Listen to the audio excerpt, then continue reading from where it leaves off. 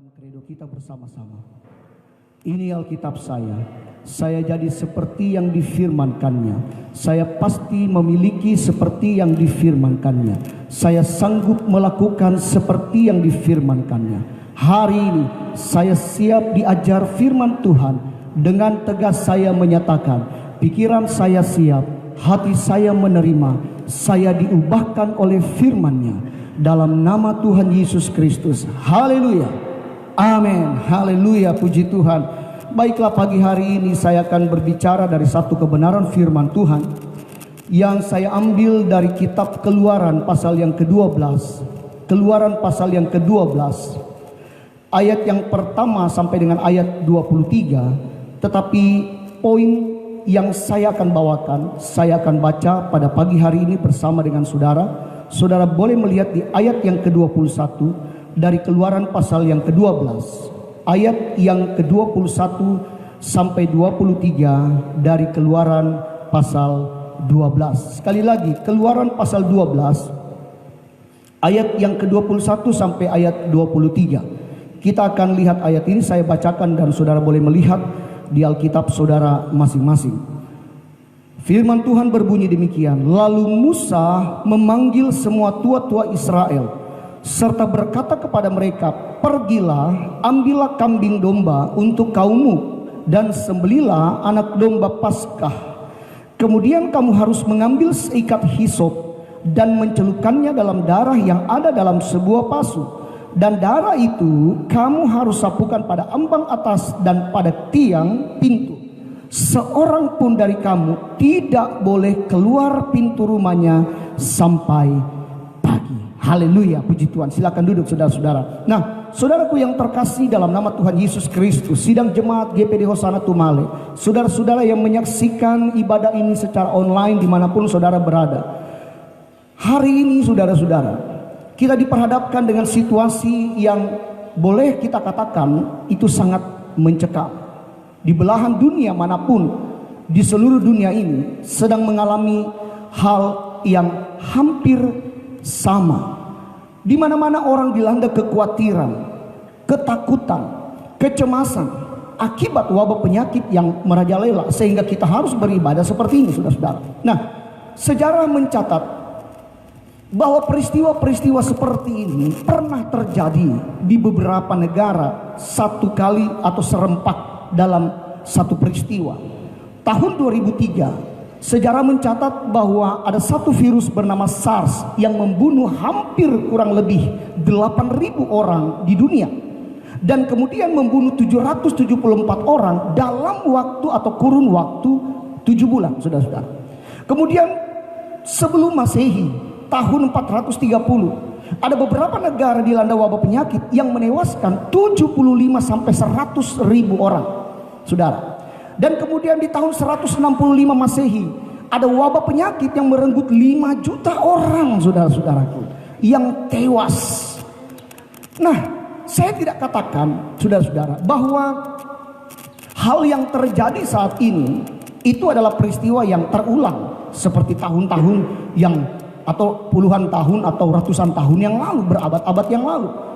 Tetapi saudara-saudaraku, Alkitab juga menjelaskan bahwa ada satu peristiwa yang dimana menjelaskan perihal wabah, kalau saya katakan saudara-saudara, ya, yang disebabkan oleh malaikat maut yang diperintahkan oleh Tuhan, yang menewaskan anak sulung bangsa Mesir. Sekali lagi saya katakan, menewaskan anak sulung bangsa Mesir. Saudara, Alkitab tidak menyebutkan nama virus yang menyerang anak sulung ini. Tidak ada penyampaian seperti itu. Tetapi firman Tuhan berkata, saudara-saudara, virus ini atau penyakit ini itu begitu sangat mencekam saudara-saudara. Kenapa? Karena tidak ada menunggu berhari-hari, tidak ada menunggu gejala atau tanpa adanya gejala, tanpa ada aturan jaga jarak atau lockdown seperti yang terjadi sekarang, saudara-saudaraku. Tetapi dalam satu malam firman Tuhan katakan, dari anak sulung raja sampai anak sulung tawanan yang berkebangsaan Mesir Sampai kemudian anak sulung hewan semuanya mengalami kematian dalam satu malam. Sekali lagi saya katakan, dalam satu malam. Tidak tertulis jumlah kematian yang disebabkan oleh Tuhan. Saya katakan disebabkan oleh Tuhan karena ini adalah tulah terakhir, saudara-saudaraku. Disebabkan oleh Tuhan. Tetapi yang pasti saya mau katakan dan saya percaya bahwa kematian yang disebabkan oleh tulah kematian anak sulung ini, saudara-saudaraku, ini sangat banyak. Bukan cuma manusia, tetapi hewan. Nah, mengapa? Sebab memang tidak ada rumah yang tidak ada kematian. Pada saat itu saudara boleh baca di ayat yang ke-29. Semua rumah ada kematian, saudara-saudaraku. Anak sulung mereka mati. Nah, pertanyaan saya begini, saudara. Apakah Allah terlalu kejam terhadap bangsa Mesir atau umatnya, atau orang yang ada pada saat itu? Tentu saja saya mau katakan, saudara, Allah tidak bertindak sewenang-wenang tanpa menyatakan keputusannya, kata firman Tuhan. Allah memberitahukan tindakan apa saja yang umatnya harus lakukan. Allah memberitahukan kepada umatnya apa saja atau hal-hal apa saja yang harus dilakukan agar mereka berkenan kepada Tuhan. Bahkan kalau kita perhatikan, Allah membuat aturan yang tidak memberatkan umatnya demi membuat aturan atau demi membuat umatnya terhindar dari kengerian yang Tuhan rancang untuk Mesir. Apa aturan itu, saudara? Saudara bisa lihat dari ayat yang ketiga dari pasal 12. Saya bacakan bagi saudara. Keluaran pasal 12 ayat yang ketiga, firman Tuhan, katakanlah kepada segenap jemaah Israel, pada tanggal 10 seperti hari ini, saudara-saudara, bulan ini diambillah oleh masing-masing seekor anak domba, menurut kaum keluarga seekor anak domba untuk tiap-tiap rumah tangga.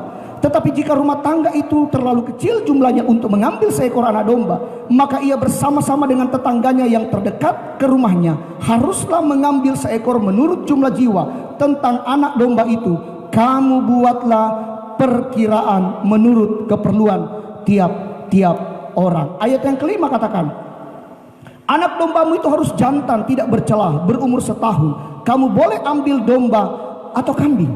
Saya mau katakan, saudara-saudara, di sini Allah membuat atau Allah tidak memberatkan umatnya agar dia berkenan di hadapan Tuhan, agar dia terluput dari kengerian yang Tuhan rancang atas bangsa Mesir.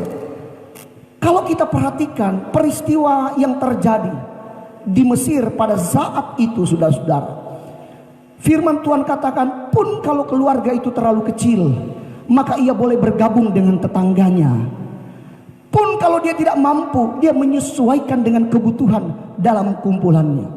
Kita juga dapat melihat hal ini ketika Abraham coba tawar-menawar dengan Tuhan mengenai Sodom dan Gomora ketika Allah ingin membinasakan mereka.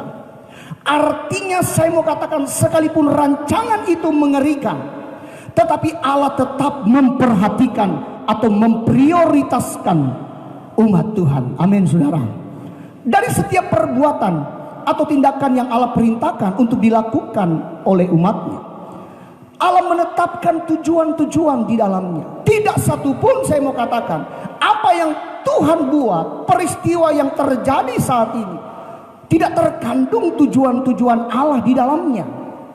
Dalam konteks ayat yang kita baca, saudara-saudaraku, jelas bahwa salah satu tujuan Allah untuk memperlihatkan kemahakuasaan Tuhan kepada bangsa Mesir atau kepada Firaun yang saat itu tidak mau melepaskan umatnya.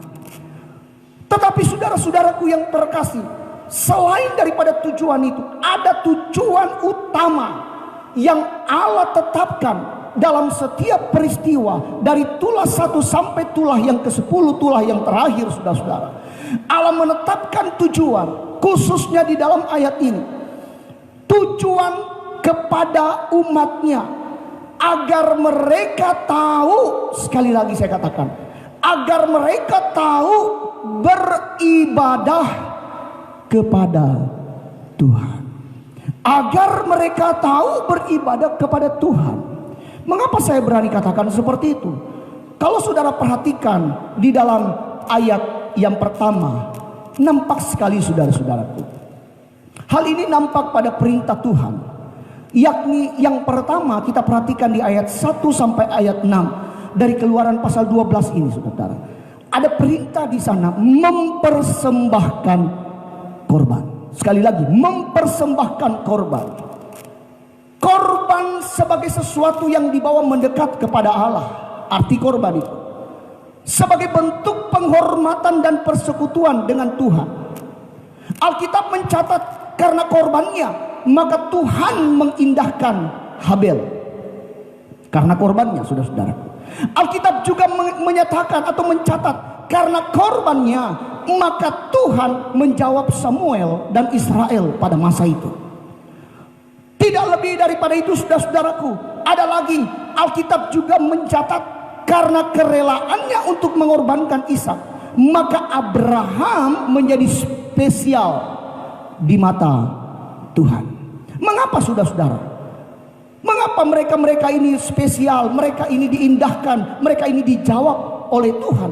Karena sesuatu yang dibawa mendekat kepada Tuhan adalah bentuk penghormatan dan persekutuan kita dengan Tuhan, dan itu berarti menyenangkan hati Tuhan. Jadi korban itu adalah sesuatu yang dibawa mendekat.